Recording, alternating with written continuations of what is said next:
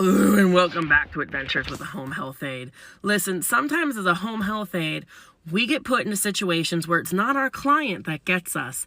It is the people that are surrounding our client. Now, what do I mean? I mean, today I met Meemaw. Wonderful lady, and she's showing me pictures. She really misses a very good friend of hers. We're just going to call her Judy, and you'll see why. And I eventually got it out of Meemaw that Judy doesn't live hours away or even states away. And Judy is very much alive and well. Because Meemaw can't drive, she hasn't been able to go see Judy in almost 2 years. Well, that just hurt my heart. It really did. And I asked Meemaw, well, how far away is she? This best friend of Meemaw lives only 30 minutes away. And I'm sitting there thinking, 30 minutes, woman, I got a car. Meemaw, go get fussed up and gussed up. Let's go. I got a car. I'll take you. Meemaw damn near floated on air. She was so excited. We had to go through 5 different dresses, different jewelry. What about this lipstick? What about this perfume? And I'm thinking, wow, Meemaw's going all out. Cool. So we get to the nursing home. Meemaw is damn near walking on air. She's giggling. She's all flushed. And I'm sitting there going, okay. She's just really excited. We get into a room, and we're just going to call Meemaw's friend Judy. You'll see why. And we get into the room, and Meemaw knocks, and this woman looks up, and the look that came over her face was just pure, oh my God, like romance novel shock and awe. And all of a sudden, Meemaw throws her arms open and goes, Judy! And I'm grabbing for her waist. And then the friend looks at Meemaw and goes, oh, my Judy! Meemaw's name isn't her. It's a Judy friend. Oh, my heart. Ladies, let me give you some time. I think you guys need some privacy. The old catch up. Is there a place I can go? And I get directed to a cafeteria where I can sit. There's some vending machines, all that. They are just hugging the daylights out of each other. I tell Meemaw, look, that's where I'll be when you're ready. And I go about my business. So I get to the little cafeteria area, and I'm sitting there. And as I'm sitting there, a nurse goes running by the doors going, oh my God, oh my God, oh my God, she escaped? Where is she? Where is she? Where is she? What escaped? And then all of a sudden, another aide comes flying through the dining room. She's not here. Oh my God, oh my God, oh my God, she's in somebody's room. Uh-oh. So I get up and I walk to the doorway and I kind of poke my head out the doorway, and there's a bunch of nurses at the nurses station, and they're like, okay, well, you go check this room and you go check this hall. You go look in this area. I'm going to run down here.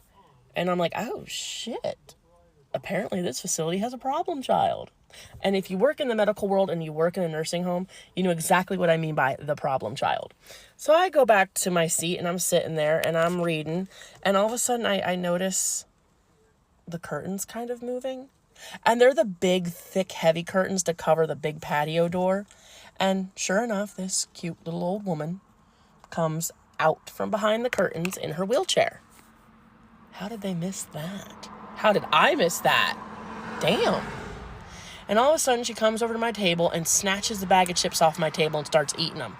And she is mean mugging me. I mean, just like she is daring me to do something, daring me to say something.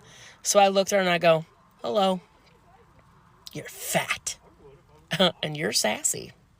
We're just going to call her Sassy. So she looks at me and she goes, ha, you're still fat. I'm sassy, but I'm skinny. No, baby, you ain't skinny. Oh, you're mean. And I like you. Oh, shit. All of a sudden, a nurse comes running in, sees me talking to her, and just, oh my God, I damn near peed at the look on this nurse's face. She was mad as shit. And that wasn't even a mom look. That was the Satan has me by the balls look. So she comes up to the table and she looks at her and she goes, give me it. Right now. We told you don't do this today. We asked you not to do this today. Now give me it. Whoa. And I start to say something because I don't care how pissed off and irritated you are. You don't talk to somebody that way. You just don't. But Sassy rolls her eyes and goes, how do you know it was me, bitch? Ooh. And this woman actually had to do a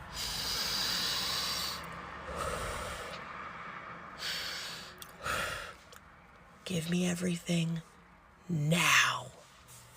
Sassy rolls her eyes, rips open her dressing gown, and just starts handing this entire collection of stuff out of all the pockets. And this nurse just, give me it now. And Sassy reaches into her chest purse and hands her a fully electric razor.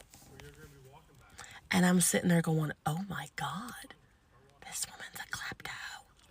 And Sassy watches the woman walk away. And she's sitting there and she looks at me and she goes, that one right there, she can't keep a husband. Apparently, there's nothing between her legs but dust and venom. Ooh. And I'm trying to think of what to say. I'm genuinely trying to think of what to say. And she looks at me and she goes, why don't you push me around? You need to lose weight. You're fat. You know what? I'll take that and I will push you around, you sassy little creature. If anything, give these poor ladies a break. So I start pushing her around and I'm just going up and down different halls and the nurses are just, and I just give them the,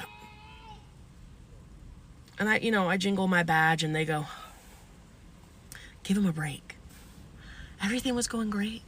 We were taking a walk. She was giving me the grand tour. And then everything went wrong. Because apparently Sassy had been there a long time. And knew a bit too much about everybody there.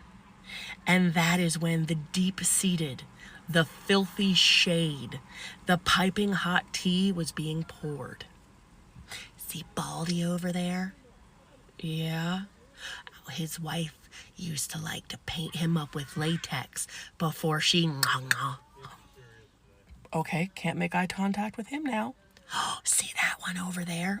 Oh God, I don't want to. Yeah. Apparently she lost the ability to move her arms somehow, and she can't give her husband the old chimney cleaner job. Looking at the top of your head, Miss Ma'am. By the time I got done pushing her around and she wanted to go to bed, Meemaw was done.